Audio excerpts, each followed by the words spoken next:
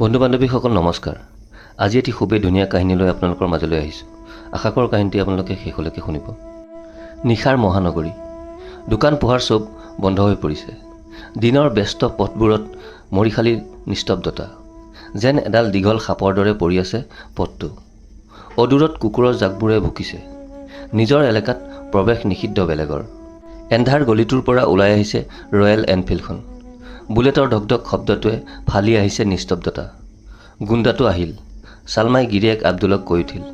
যেন তাই জানিছিল বুলেটখনৰ শব্দটো চিনাকি সকলোৰে। বস্তিটোৰ আগতে তাৰ ঘৰটো। সকলোকে মাৰি ফুৰে, কি কাম কৰে নাজানে। বৰ উগ্ৰ ল'ৰাটো। বন্ধু বান্ধৱীসকল, এই উগ্ৰ ল'ৰাটো কোন হয় সেইটো জানিবলৈ হ'লে আপোনালোকে ভিডিঅ'টো শেষলৈকে চাব লাগিব। সিহঁতৰ কাষৰে ভজনলালক এদিন বেয়াকৈ মাৰিছিল। ভজনলালে মদ খাই বেয়া কথা কৈছিল হেনো কোনোবা এগৰাকীক। আব্দুলকো দম দিছিল এদিন ভাং বেচাৰ বাবে। শিৱ বাবাৰ প্ৰসাদ চবেই খাইচোন। নিজৰ পাণ দোকানখনত পুৰিয়া বেচিছিল আব্দুলে। বহুত ভাল লাভ হয়।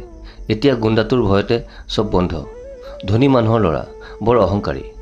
সেয়েহে বস্তিৰ সকলো মানুহেই নাম দিছে তাৰ গুণ্ডা, যদিও সন্মুখত কোৱাৰ সাহস কাৰো নাই। বস্তিৰ চেলিমহঁতে আজিকালি বাহিৰত টাচ নেখেলে, মনে মনেহে খেলে ভিতৰত।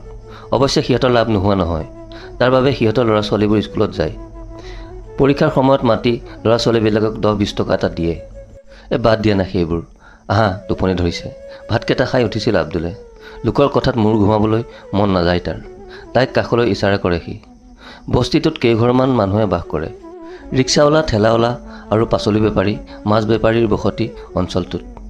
হিন্দু, মুছলমান, বিহাৰী মানুহকেইঘৰে অস্থায়ী জুপুৰিবোৰ সাজি লৈছিল পৰিত্যক্ত ৰেললাইনৰ মাটিত। সময়ে সময়ে উচ্ছেদৰ নাটকখন হয়। আকৌ সাজে সিহঁতে। কলৈ যাব সিহঁত? সি কৈছে সোনকালে হেনো পত্তা দিয়াব সিহঁতক। ব্ৰহ্মপুত্ৰখন শান্ত হৈ বৈ আছে। প্লেটেৰিয়ামৰ ওচৰৰ পৰা ৰাজভৱনলৈকে পথটো নিস্তব্ধ। সতী ৰাধিকা উদ্যানৰ সন্মুখত বহু সময়ৰ পৰা ৰৈ আছে বিলাসী হুণ্ডা চিটিখন।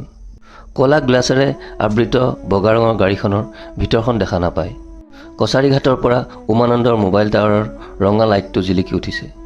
উত্তৰ গুৱাহাটীৰ পৰা ধিমিক ধামাককৈ বিজুলী বাতিৰ চাকিবোৰ দেখা গৈছে। শীতৰ দিন, গৰম দিন হোৱা হ'লে এইখিনি সময়ত ওচৰৰ মানুহবোৰে নদীৰ পাৰত হাৱা খাব আহিলেহেঁতেন।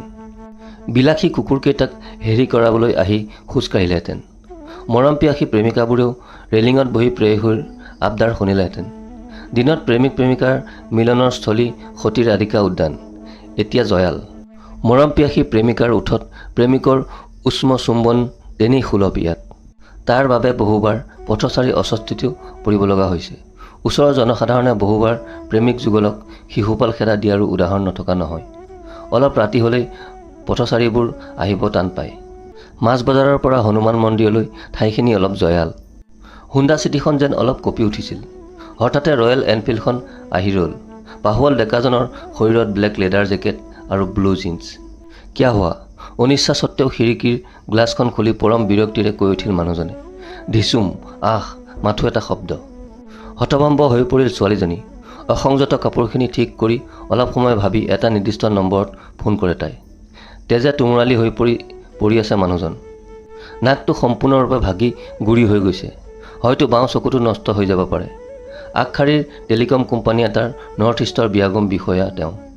অনবৰতে নিৰাপত্তাৰক্ষী বেষ্টনীত থকা মানুহজনে আজিহে অকলে আহিছিল তাইৰ লগত।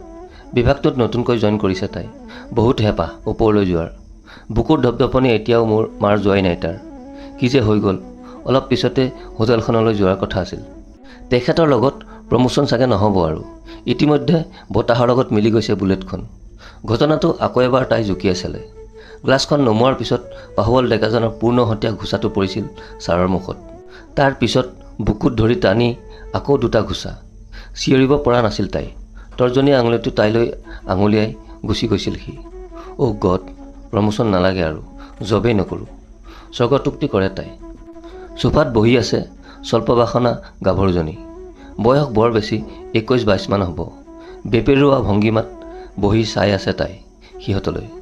উত্তেজিত হৈ পৰিছে সভ্য যেন লগা মানুহজন। ন' আইডি ন' ৰুম।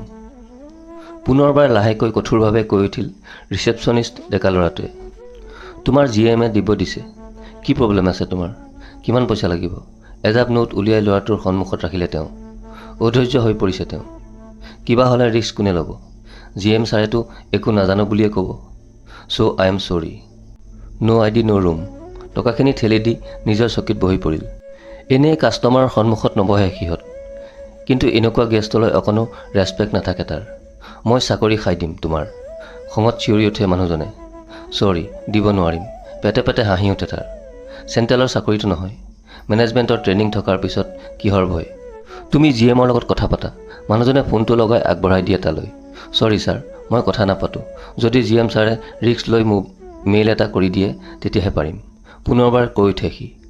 সি জানে মেইল কৰিবলৈ GMৰ সাহস নাই। MDৰ পাৰ্মিশ্যন লৈ থোৱা আছে। 350cc থাণ্ডাৰ ৰোডখন আহি আছিল। পল্টন বজাৰ এতিয়াও যেন ব্যস্ত। আগতকৈ ভিৰ কমিলেও ষ্টেচনৰ কাষৰ নাইট হোটেলকেইখন এতিয়াও খোলা আছে। মেডিকেল ষ্ট'ৰৰ পৰা কণ্ডমৰ পেকেটটো লৈ আহি আছিল ল'ৰাজন। দেখিলেই নষ্ট যেন লাগে। মদৰ গোন্ধটো আহি আছে তাৰ মুখৰ পৰা। নেতাজী চকত বাজাজ শ্ব'ৰুমৰ ওচৰত থিয় হৈ আছিল সিহঁত দুজনী। দেখিলেই এনে লাগে যেন কাৰোবাৰ বাবে অপেক্ষাৰত। অটোৱালা জাতীয় দুজনমানে কথা পাতিছে, চাগে দৰদাম কৰিছে। হঠাতে ৰয়েল এনফিল্ডখন ৰ'লহি সেইখিনিতে। পূৰ্ণহতীয়া স্বৰত উফৰি পৰিল ল'ৰাটো। সি তুলকিবই নোৱাৰিলে। কণ্ডম পেকেটটো কাঢ়ি কোনে তাক মাৰিলে। গালখন পিহি পিহি ফুটফাটতে বহি পৰিল সি। যোৱা ইয়াৰ পৰা। ৰিভলভাৰৰ নলটো দেখি ভয়তে আঁতৰি যায় সিহঁত দুজনী। পাপাৰ পেট্ৰলিং ট্ৰেকাৰখন অলপ আগতে গৈছে। মোক মাফ কৰি দিয়ক প্লিজ। জ্বলি থকা অটোখনলৈ চাই কৈ উঠে অটোৱালাজনে। লগৰ মানুহজনৰ ইতিমধ্যে দাঁত ভাঙি তেজ বৈ গৈছে। Next time. সোঁহাতৰ আঙুলি দুটা নিজৰ চকুলৈ প্ৰসাৰিত কৰি সিহঁতলৈ নিক্ষেপ কৰি আঁতৰি যায় বুলেট আৰোহীজন।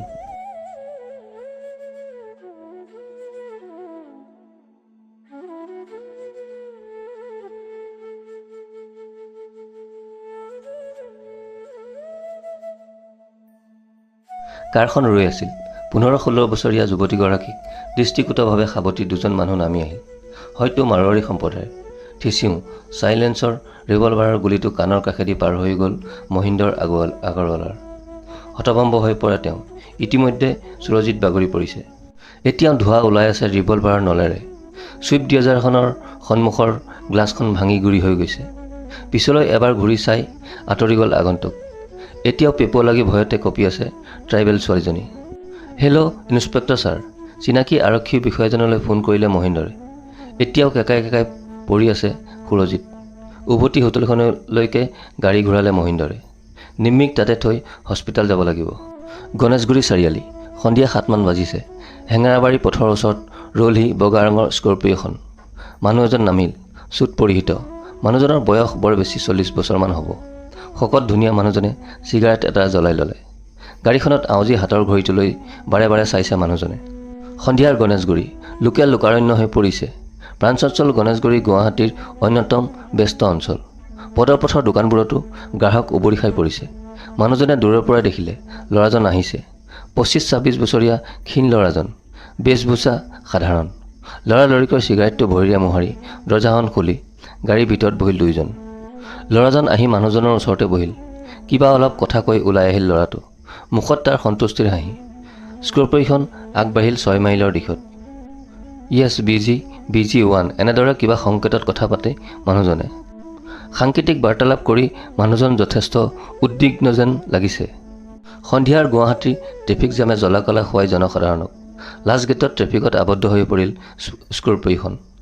বিৰক্তিত মুখখন কোচ খাই আহিল মানুহজনৰ। ভুৰভুৰাই উঠিল তেওঁ।